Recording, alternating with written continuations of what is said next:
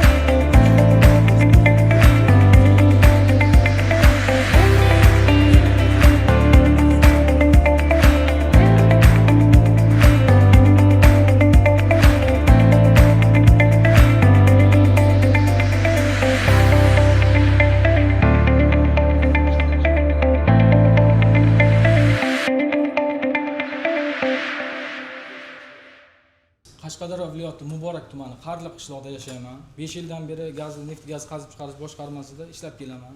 Kim bo'lib ishlaysiz? Dayoxotin kon mexaniki bo'lib, bir necha oylardan beri ishlab kelaman.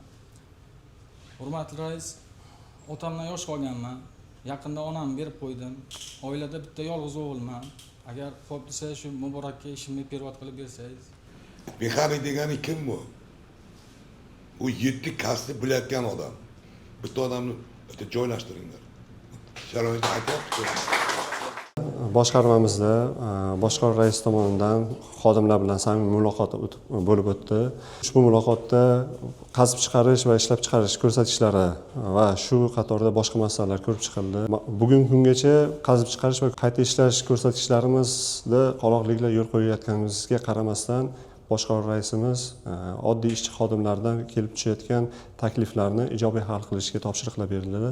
Jumladan bu ishchi xodimlarimizni yotoqxonasida joy yetmayotganligi sababli qo'shimcha Uchqur hududida 150 nafar xodimga zamonaviy barcha qulayliklarga ega yotoqxona qurib berish taklifi ijobiy hal bo'ldi va topshiriqlar berildi mutasaddi rahbarlarga. Keyingi takliflar bu konlarda ishlayotgan ishchi xodimlarga 2 dona 26 ta o'rinli yo'l tanlamas avtobus xarid qilib berish. Bu ham dolzarb masalalardan biri edi, bu ham ijobiy hal bo'ldi.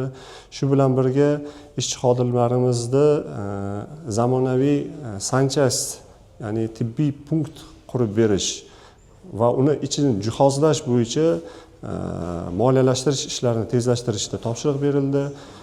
Va oxirgi takliflarimizdan biri bu zavod hududidan yotoqxonagacha bo'lgan 800 metr masofada ishchi xodimlar uchun piyodalar yo'lagi zamonaviy, chiroyli tarzda qurib berish ham ijobiy hal bo'ldi. Biz o'z navbatda ishchi xodimlar nomidan 6 oylik ko'rsatkichlarimizda bajarishga va'da beramiz.